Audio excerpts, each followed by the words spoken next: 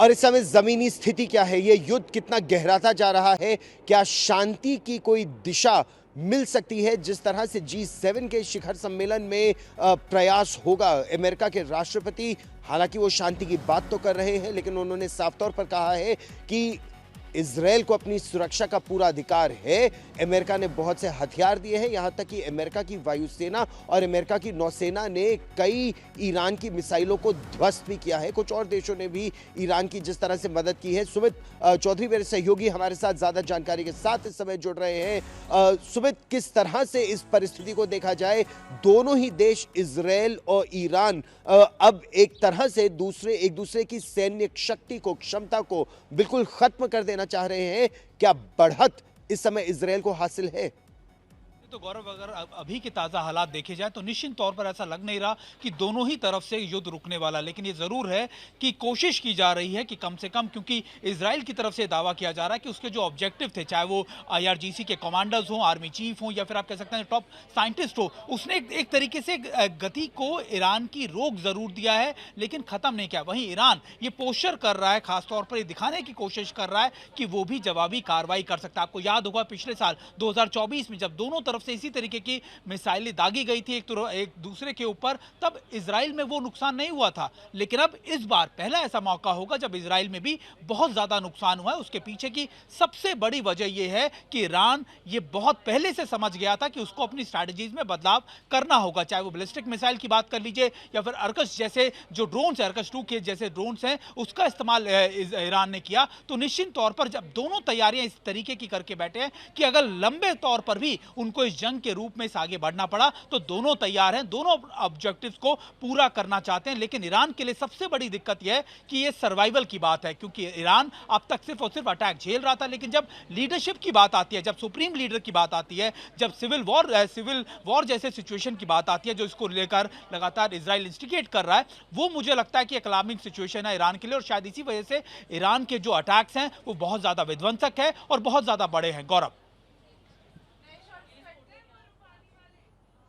और जिस तरह से इजराइल ने एक सोची समझी सुनियोजित रणनीति के तहत इस ऑपरेशन को आगे बढ़ाया है अब तक, आप ये देखिए अक्टूबर में जिस तरह से उसने वार किया था, तो उस समय उसने सबसे पहले सियाट जिसे कहा जाता है suppression of enemy air defences, सबसे पहले ईरान के एयर डिफेंसेस को उसने अक्टूबर में खत्म किया था। जो एयर डिफेंसेस बचे भी थे वो इस बार की शुरुआती हमलों में बर्बाद कर दिए गए।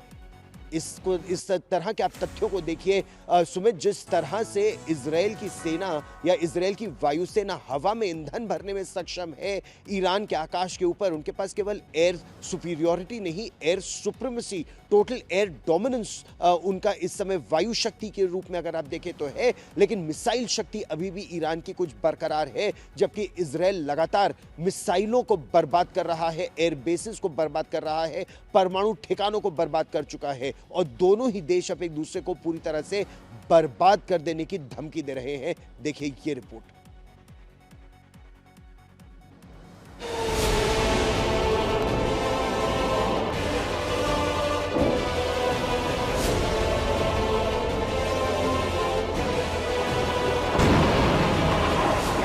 ईरान से जंग में इजराइल को भी तबाही का सामना करना पड़ रहा है, लेकिन वो इस जंग में कोई भी कीमत चुकाने को तैयार दिख रहा है। इजराइल ये मानता है कि अगर ईरान ने परमाणु बम बना लिया तो उसका वजूद खत्म हो जाएगा, और अपने वजूद को बचाए रखने के लिए अगर उसे अपने शहरों पर हमले की कीमत चुकानी पड़ रही है तो वो इसके लिए तैयार है। शनिवार को इजराइल के प्रधानमंत्री बेंजामिन नेतन्याहू उस बात याम शहर पहुंचे जहां ईरान की मिसाइलों ने कई इमारतों को तबाह कर दिया।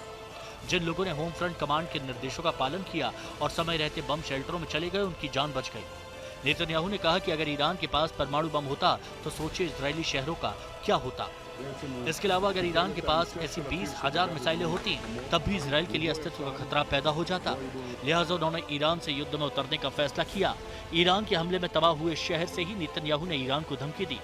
ईरान के हमले में इजराइल का एयर डिफेंस सिस्टम कई बार चूक गया। ईरान की मिसाइल अवैध आयरन डोम को भेद कर तबाही मचाने में कामयाब हो गई। दूसरी तरफ इजराइल इसका बदला ईरान की राजधानी तेहरान और उसके तमाम सैन्य ठिकानों पर हमला कर ले रहा है।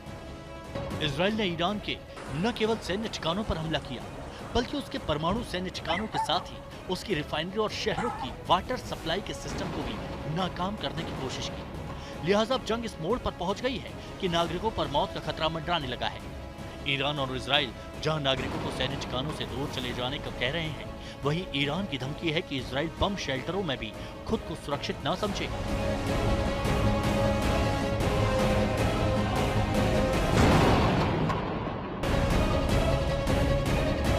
इस बीच युद्ध रोकने की कोशिशें भी जारी हैं। अमेरिका के राष्ट्रपति डोनाल्ड ट्रंप और रूस के राष्ट्रपति व्लादिमीर पुतिन के बीच फोन पर 50 मिनट तक बात हुई। ट्रंप को उम्मीद है कि पुतिन युद्ध रोकने में अहम भूमिका निभा सकते हैं। ईरान के विदेश मंत्री अरागची ने अमेरिका पर सुरक्षा परिषद की बैठक बुलाने की कोशिशों में अड़ंगा डालने का आरोप लगाया है। साथ ही ये भी कह दिया है कि जब तक इजराइल का हमला जारी है तब तक शांति की कोई बात नहीं हो सकती है। हालांकि उन्होंने कहा कि अगर इजराइल हमले रोक दे तो ईरान भी हमले बंद कर देगा। ब्यूरो रिपोर्ट, आज तक।